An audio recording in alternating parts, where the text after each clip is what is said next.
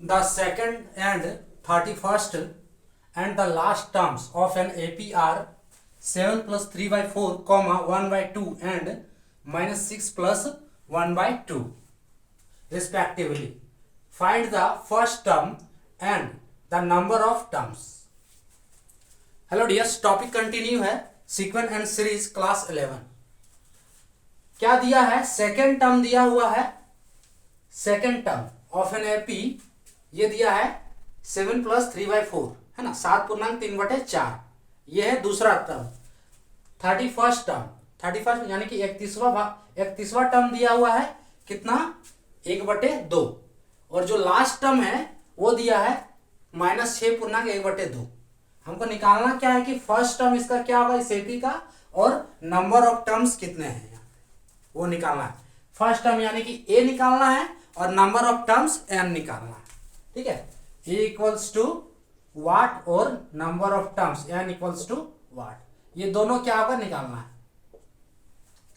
प्रश्न पे आते हैं. दिया क्या है? Second term. सेकेंड टर्म दिया है, सेकेंड टर्म यानी कि A2. ठीक है, A2 दिया हुआ.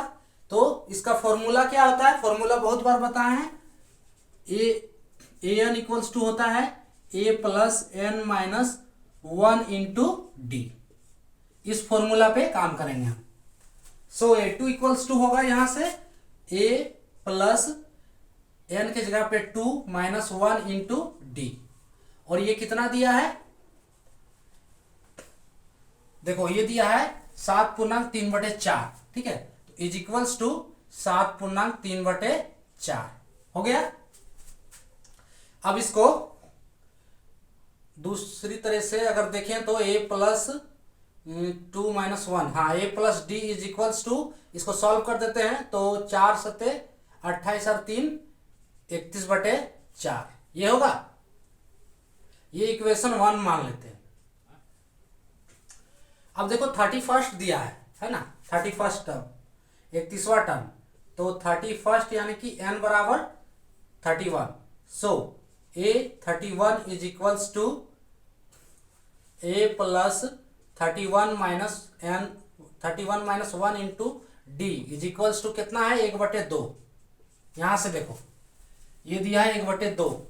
ठीक है, तो ये कितना होगा? अब a प्लस और यहां पे कर दो तो a plus 30d is equals to 1/2 हो गया. इक्वेशन 2 मान लेते हैं. अब इक्वेशन 1 माइनस 2 करते हैं. Equation 1 minus 2. ठीक है, इक्वेशन 1 माइनस 2 करेंगे तो a और d का वैल्यू निकलेगा, जिससे हमें a का वैल्यू निकालना है. तो a का वैल्यू यहां से मिल जाएगा. सो 1 माइनस 2 करेंगे तो ये plus d is equals to 31/4 31/4 और a plus 30d is equals to 1/2. ठीक है, यहां से a काट देते हैं, माइनस कर देते हैं. कितना हुआ? Minus. So minus 29d is equals to कितना होगा? 31/4. सॉल्व कर लेते हैं. 31/4 माइनस 1/2 इज इक्वल्स टू 4 होगा. यहां से 31 माइनस 2 इज इक्वल्स टू 29/4 होगा. यहां से 29d इक्वल्स टू कितना है? Minus 29d is equals to 29/4. 29 कटेगा, सो d का वैल्यू कितना आया? d is equals to minus 1/4. ये तो निकालना नहीं है, निकालना है a. तो अब हम a निकाल सकते हैं. ठीक है, आप चाहो तो d काट के पहले भी a निकाल सकते थे, लेकिन यहाँ पे n निकालना है इसलिए d भी निकालना होगा. इसलिए बाद में d निकालो या पहले d निकालो, बात एक ही. अब a निकालते हैं. ठीक है, तो a निकालते हैं तो 1 का यूज कर रहे हैं. इक्वेशन 1 का, इक्वेशन 1 है ना, इक्वेशन 1 का यूज कर रहे हैं. देखो a d का वैल्यू कितना आया? माइनस 1/4. तो माइनस 1/4 इज इक्वल्स टू 31/4. ये इधर जाएगा तो प्लस हो जाएगा. सो इसलिए a बराबर 31/4 प्लस 1/4 इज इक्वल्स टू 4 हो जाएगा 32. पूरा 32 होगा. 31 plus 1/4 is equals to 32/4. Cut जाएगा ये 8 बार में. a का वैल्यू कितना आया? 8. ए का वैल्यू कितना आया 8 और यही पूछा है, ए निकालना है। तो ए कितना आया 8 आ गया। अब ए को चीज मिल गया, ए को आंसर हो गया। दूसरा क्या पूछा है, फर्स्ट टर्म यही पूछा था a, first term a and the number of terms, यानी कि इस एपी में कितने नंबर है, एन का वैल्यू पूछा है। इस एपी में एन का वैल्यू पूछा है कि एन कितना है, तो एन निकालते हैं। देखो उसके लिए कुछ दिया है यहाँ पे, उसके लिए दिया क्या है, लास्ट टर्म दिया यानी कि एन इक्वल्स टू क्या होगा, यही फॉर्मूला पे a plus n minus one into d. A plus n minus one into d कितना दिया है, -6.1/2।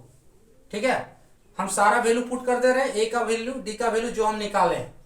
ठीक है, ए का वैल्यू कितना है 8 और 8 plus n minus one into d का वैल्यू कितना है -1/4 है। हाँ, -1/4 इज इक्वल्स टू ये हो जाएगा 6 दूनी 12 और 1 13 -13/4। सही जा रहा है, -13/4। अब देखो यहां से 8 को इधर ले आते हैं। ठीक है, और n पहले हम इसको मल्टीप्लाई कर देते हैं, माइनस को अंदर ले आते हैं, तो ये होगा -n + 1। ठीक है, यहां बच गया 1/4 इज इक्वल्स टू 8 को इधर ले आएंगे। ये कैलकुलेशन आप लोग खुद कर सकते हो। ठीक है, -8 ये माइनस में हो जाएगा इज इक्वल्स टू कितना होगा 4। ठीक है, और 4 -13, कहीं कुछ मिस्टेक हुआ क्या, 13/2 होगा ना जी, यहाँ पे 13/2 होगा। ठीक है, 13/2। हाँ, ये हो गया 2 तो 2 8 16 -16।